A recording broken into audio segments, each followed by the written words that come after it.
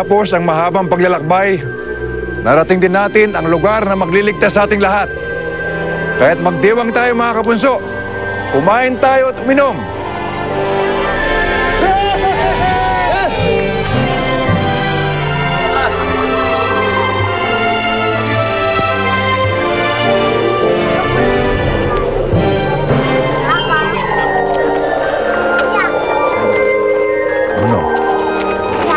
Calixto, masama ang kutob ko sa bundok na ito. At hindi ko maintindihan bakit sumama ang pakiramdam ko sa bundok ng Kamurayan.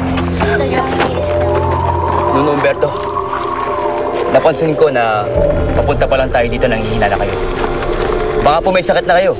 Kaya niyo po nasasabi ang mga bagay na ito. Baka naman napagod kayo sa haba ng paglalakbay natin, Nuno.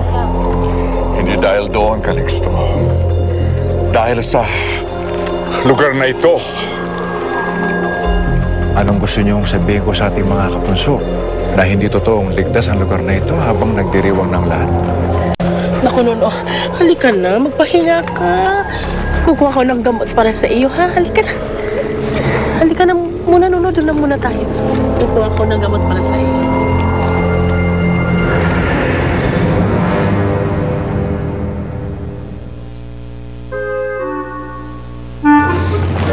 Teka.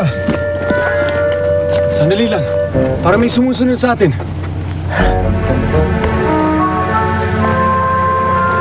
Wala naman eh.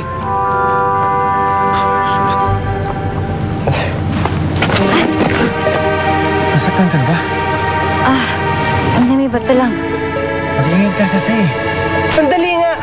Bakit ba kanina ka pa nakabantay kay Ina? Magal mo kasi. Ano sinabi mo? Sabi ko, inaalagaan ko si Dorfina. Siya ang prinsesa namin. Kaya dapat lang, bantayan ko siya. Ina! Ina ang pangalan niya. At girlfriend ko siya, kaya dapat ako ang magbantay sa kanya. Lindon!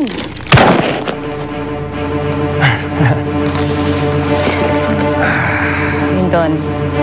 Elvin!